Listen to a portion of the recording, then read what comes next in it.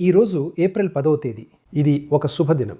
ఈరోజు నితీష్ కుమార్ రాజ్యసభ సభ్యుడిగా ప్రమాణ స్వీకారం చేస్తున్నారు. ఆయనకు దాదాపు 50 ఏళ్ల సుదీర్ఘ రాజకీయ జీవితం ఉంది. మరియు ఆయన బహుశా రాష్ట్ర విధానసభ, రాష్ట్ర విధాన పరిషత్, లోక్సభ మరియు ఇప్పుడు రాజ్యసభలో సభ్యుడిగా ఉన్న కొద్ది మంది రాజకీయ నాయకుల్లో ఒకరు. ఇప్పుడు నితీష్ బాబు ఇది ఆయన చివరి ఇన్నింగ్స్. కాబట్టి మనీష్ బాబు మరియు నేను నితీష్ బాబు వారసత్వం ఇక ముందు ఏమవుతుందో చర్చించబోతున్నాం. చెప్పండి. 1. మీరు చెప్పినట్లుగా ఆయన బీహార్లోని ఆ కొద్ది మంది రాజకీయ నాయకులలో ఒకరిగా అయ్యారు. వీరికి 4 సభలలో అంటే లోక్సభ, రాజ్యసభ, విధానసభ, విధాన పరిషత్లలోకి వెళ్లే అవకాశం లభించింది. ఇది నితీష్ కుమార్ మనసులోని కోరిక కూడా. కానీ నితీష్ కుమార్ ఈరోజు ఏ పరిస్థితులలో వెళుతున్నారో బహుశా ఆయనకు కూడా ఆ విషయం ఊహకు అందనిది కావచ్చు. ఎందుకంటే ఆయన ఆరోగ్యం ఇప్పుడు ఆయనకు సహకరించడం లేదు.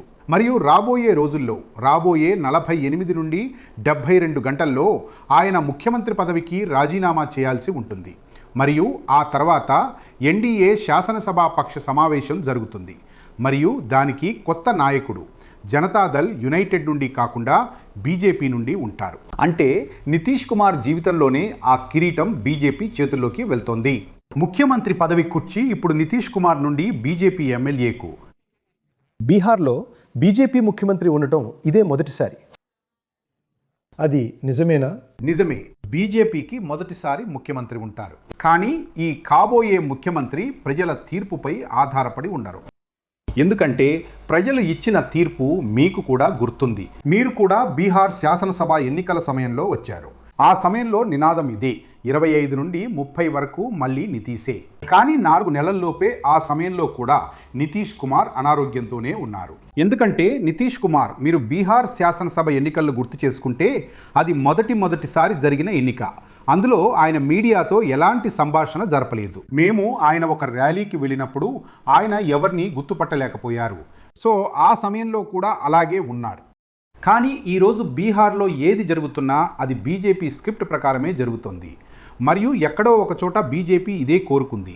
ఎందుకంటే మీరు ఆ పర్యటనను గుర్తు చేసుకుంటే ప్రధానమంత్రి నరేంద్ర మోదీ లేదా కేంద్ర హోంమంత్రి అమిత్ షా తమ ఏ సభలోనూ ఎన్డీఏకు మెజారిటీ వస్తే మళ్ళీ నితీష్ కుమారే ముఖ్యమంత్రి అవుతారని చెప్పలేదు. నితీష్ కుమార్కు గత ఎన్నికల్లో వాళ్ళు అలా చెప్పారు. గత ఎన్నికలలో మేము నితీష్ నాయకత్వంలో పోరాడతామని వారు చెప్పేవారు. ఈసారి తదుపరి ముఖ్యమంత్రి ఎవరు కాబోతున్నారనే దాని గురించి వారు ఏమీ చెప్పలేదు. కానీ నేను అనుకుంటున్నాను మనీష్, ఇది వారు అనేక ఇతర రాష్ట్రాల్లో కూడా చేసిన విషయం. మీరు చిన్నగా మొదలుపెట్టి పెద్దగా ఎదుగుతారు. మహారాష్ట్ర ఉదాహరణ తీసుకోండి.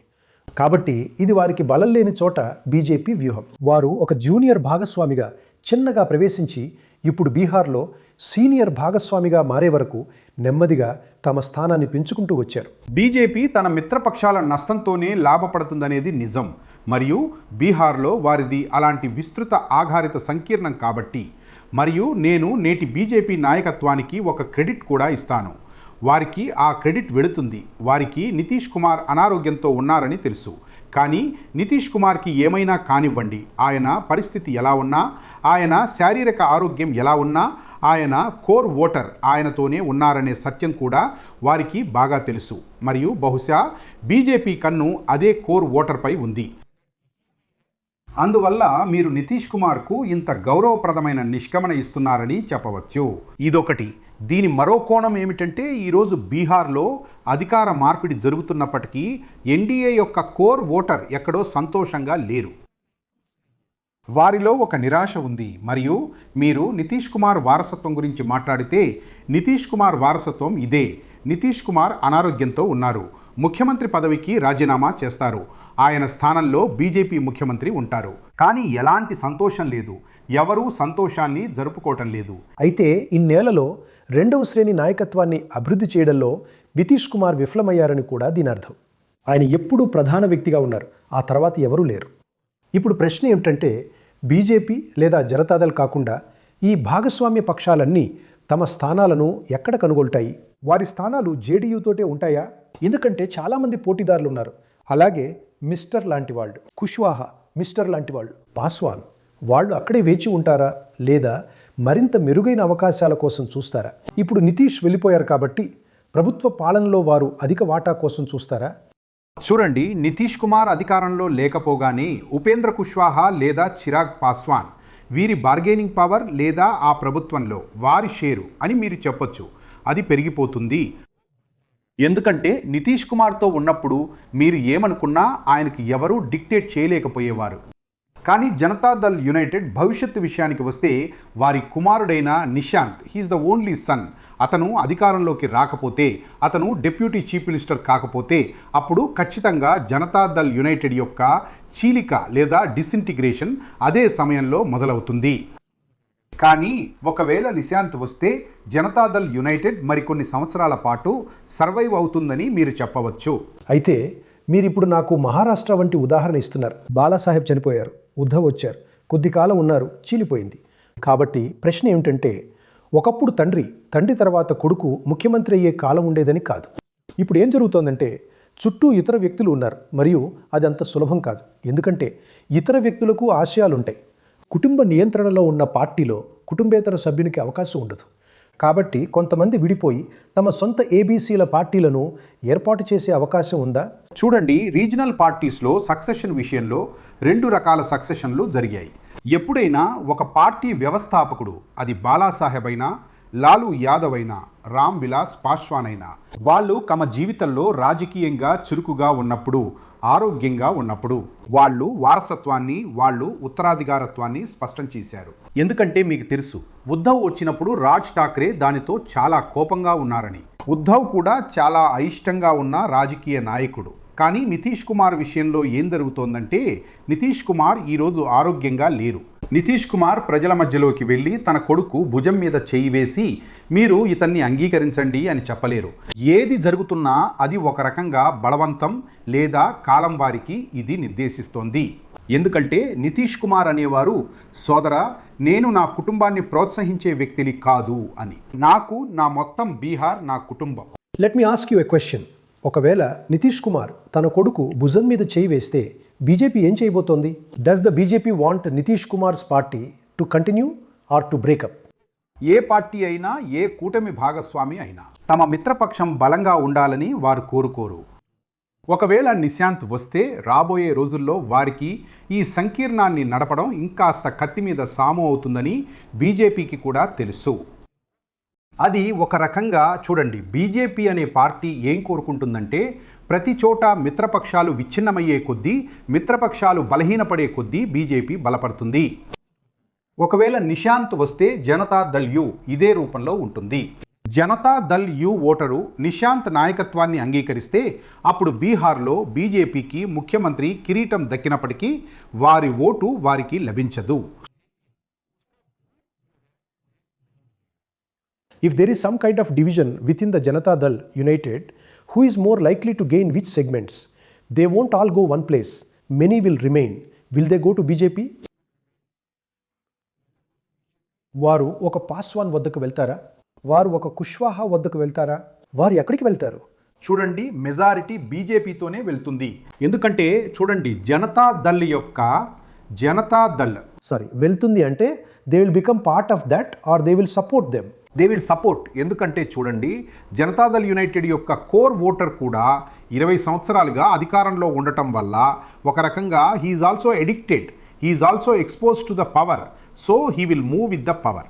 కానీ ఒక సెక్షన్ ఉంది, వారికి గనక అవును మాకు ఈ అధికారంలో వాటా లేదా భాగస్వామ్యం లభించడం లేదు అని అనిపిస్తే వారు ఆర్జేడీ వైపు వెళ్తారు.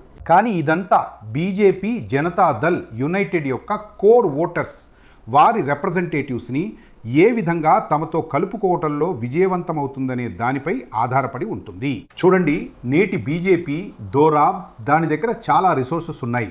వారి దగ్గర ఉన్న నాయకులు రౌండ్ ద క్లాక్ పాలిటిక్స్ చేస్తారు. వారు ఎప్పుడూ బ్రేక్ తీసుకోరు. కాబట్టి అటువంటి పరిస్థితిలో వారికి కూడా సవాలు ఉందని తెలుసు, మరియు ఆ సవాలును ఎలా ఎదుర్కోవాలో వారికి బాగా తెలుసు. వారికి ఇప్పుడే ఎన్నికలు జరిగాయి కాబట్టి తర్వాతి ఎన్నికల లోపు ఏం జరుగుతుందో తేల్చుకోవటానికి వారికి 4 ఏళ్ల సమయం ఉంది. కానీ జేడీయూ వాళ్ళు కూడా ఆర్జేడీలోకి వెళ్ళే అవకాశం ఉందని మీరు అనుకుంటున్నారా? ఇప్పుడైతే ప్రస్తుతానికి వెళ్ళరు. లేదు. ప్రశ్న ఏంటంటే, మీకు తెలుసు కదా, ఇది పాక్షికంగా కుల సమీకరణాలపై ఆధారపడి ఉన్నదా? చూడండి, జేడీయూకి ఏమవుతుంది? జేడీయూ కోర్ ఓటర్లు వాళ్ళతోనే ఉంటారు. ఎక్కడికి వెళ్తారు? ఇదంతా ఈ విషయంపై ఆధారపడి ఉంటుంది. అదేంటంటే నిశాంత్ రాజకీయాల్లోకి రావడం ఖాయం. నిశాంత్ పాలిటిక్స్లో తనని తాను ఎలా మలుచుకుంటాడు, how he behaves, how he performs అనేది దానిపై ఆధారపడి ఉంటుంది. ఇంకా బీజేపీ జేడీయూ ఓటర్లతో, ఎందుకంటే ఇప్పుడు వాళ్ళు అధికారంలో డ్రైవింగ్ సీట్లో ఉంటారు కాబట్టి వాళ్ళు దాని కోర్ ఓటర్లను ఏ విధంగా అడ్రస్ చేస్తారు. మిమ్మల్ని ఇంకో ప్రశ్న అడగనివ్వండి. నితీష్ కుమార్ ఇప్పుడు రాజ్యసభలో ఉన్నారు, రాజ్యసభలోనే ఉంటారు. కనీసం మొదటి కొన్ని నెలలైనా తన కొడుక్కి కొంత మద్దతు ఉండేలా చూసుకోవటానికి అతను తెర వెనుక నుండి నడిపిస్తాడా?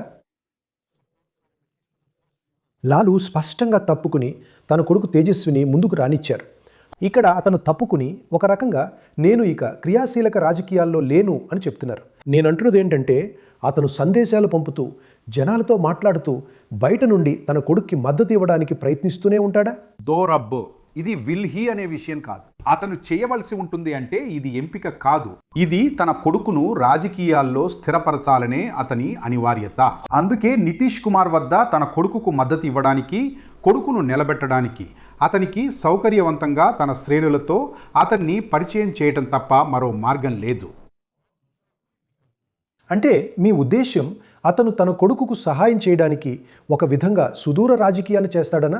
చూడండి, నితీష్ కుమార్ బీహార్ రాజకీయాల నుండి ఎక్కడికి వెళ్ళడం లేదు.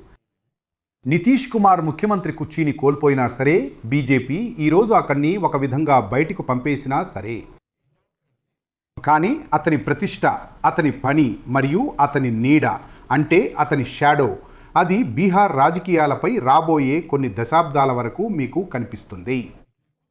మిమ్మల్ని ఒక చివరి ప్రశ్న అడగనివ్వండి. 3 సంవత్సరాల ముందుకు చూడండి. బీహార్ పార్టీ సమీకరణాల్లో వివిధ సమీకరణాలను మీరు ఎక్కడ చూస్తున్నారు?